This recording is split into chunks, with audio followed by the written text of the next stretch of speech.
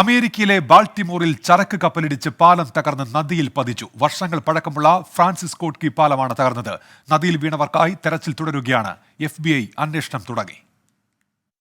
പ്രാദേശിക സമയം പുലർച്ചെ 1:30 അപകടമുണ്ടായത്. ബാൾട്ടിമോറിലെ പറ്റാപ്സ്കോ നദിക്ക് കുറുകെയുള്ള ഫ്രാൻസിസ് സ്കോട്ട് കീ പാലത്തിൽ കൂറ്റൻ ചരക്കുകപ്പൽ വന്നിടിച്ചാണ് അപകടം. ബാൾട്ടിമോറിലെ നീളമേറിയ പാലങ്ങളിലൊന്നാണ് തകർന്നത്. 3 കിലോമീറ്റർ നീളമാണ് ഈ പാലത്തിനുള്ളത്. ഇടിയുടെ ആഘാതത്തിൽ പാലത്തിൽ നിന്ന് തീ ഉയർന്നു. തുടർന്ന് പാലത്തിന്റെ ഒരു ഭാഗം തകർന്ന് നദിയിൽ പതിക്കുകയായിരുന്നു. വെള്ളത്തിൽ പതിച്ച 2 പേരെ രക്ഷപ്പെടുത്തിയെങ്കിലും അപകടത്തിൽ എത്ര പേർ ഉൾപ്പെട്ടു എന്നതിൽ ഇനിയും വ്യക്തതയില്ല. കൊളംബോയിലേക്ക് പുറപ്പെട്ട ഡാലി എന്ന കണ്ടെയ്നർ കപ്പലിടിച്ചാണ് പാലം തകർന്നത്. കപ്പലിലെ ജീവനക്കാർ സുരക്ഷിതരാണെന്ന് കപ്പൽ അധികൃതർ വ്യക്തമാക്കി.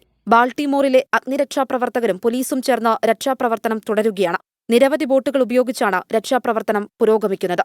അപകടത്തെ തുടർന്ന് ദേശീയപാതയിലൂടെയുള്ള ഗതാഗതം പൂർണ്ണമായി നിർത്തിവച്ചതായി മെറിലാൻഡ് ഗതാഗത വകുപ്പ് അറിയിച്ചു. Federal Bureau of Investigation team സംഭവസ്ഥലത്തെത്തി അന്വേഷണം ആരംഭിച്ചു. International desk 24.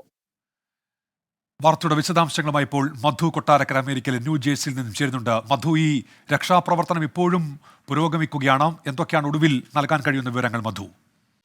ഉന്മേഷ്, ബാൾട്ടിമോർ നഗരത്തിലെ ഫ്രാൻസിസ് സ്കോട്ട് കീ ബ്രിഡ്ജ് ചൊവ്വാഴ്ച പുലർച്ചെയാണ് കപ്പലിടിച്ച് തകർന്നത്.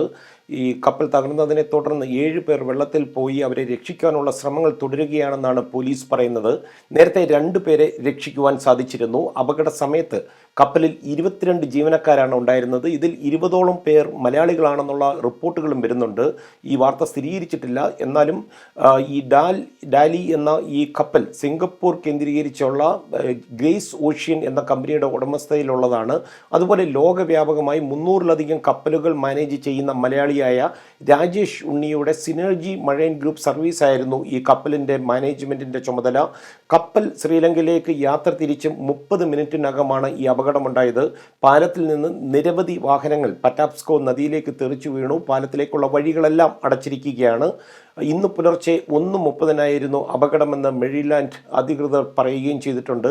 ഇൻ്റർസ്റ്റേറ്റ് 695 ഈ പാലം ബാൾട്ടിമോർ തുറമുഖത്ത് നിന്ന് പുറത്തേക്കുള്ള ഒരു പ്രധാന ക്രോസിംഗ് കൂടിയാണ്. പറ്റാപ്സ്കോ നദിക്ക് മുകളിൽ 2.5 കിലോമീറ്ററിലധികം നീളമുള്ള ഈ 4-വരി പാലം ഇടിയുടെ ആഘാതത്തിൽ പൂർണ്ണമായി തകർന്ന് നദിയിലേക്ക് വീഴുകയായിരുന്നു. ഈ അപകടത്തിൽ ദുരൂഹത ഇല്ലെന്നാണ് അധികൃതർ അതുപോലെ തന്നെ പോലീസും ഒക്കെ പറയുന്നത്. പക്ഷേ ഈ 50 അടി താഴ്ചയുള്ള വെള്ളത്തിൽ തണുപ്പും അതുപോലെ ഇതിൽ ഡീസൽ കലർന്നതുമൊക്കെ രക്ഷാപ്രവർത്തനത്തിന് അല്പം ബുദ്ധിമുട്ടുകൾ ഉണ്ടാക്കുന്നുണ്ടെന്നുള്ള റിപ്പോർട്ടുകളും വരുന്നുണ്ട്. അമേരിക്കയുടെ ദേശീയ ഗാനം എഴുതിയ ഫ്രാൻസിസ് സ്കോട്ട് അഭിഭാഷകന്റെ പേരിലുള്ള ഈ പാലം 1977 145 മില്യണോളം ചെലവാക്കിയാണ് പണിതത്. ഇപ്പോൾ ഇത് പണിയണമെന്നെങ്കിൽ ഇതിൻ്റെ ഒരു 7 ഇരട്ടി തുകയെങ്കിലും വേണ്ടിവരും. ഏപ്രിൽ 22-ന്, അതായത് 27 ദിവസത്തിന് ശേഷം ഈ കപ്പൽ ശ്രീലങ്കയിൽ എത്തേണ്ടതായിരുന്നു. മാർച്ച് 19-ന് പനാമയിൽ നിന്ന് വന്ന് ന്യൂയോർക്കിൽ നങ്കൂരമിട്ട കപ്പൽ ശനിയാഴ്ചയാണ് ബാൾട്ടിമോറിലേക്ക് എത്തിയത്. മധു കൊട്ടാരക്കരയാണ് വിവരങ്ങൾ നൽകിയത്. രക്ഷാപ്രവർത്തനം ഇപ്പോഴും തുടരുകയാണ് ബാൾട്ടിമോറിൽ.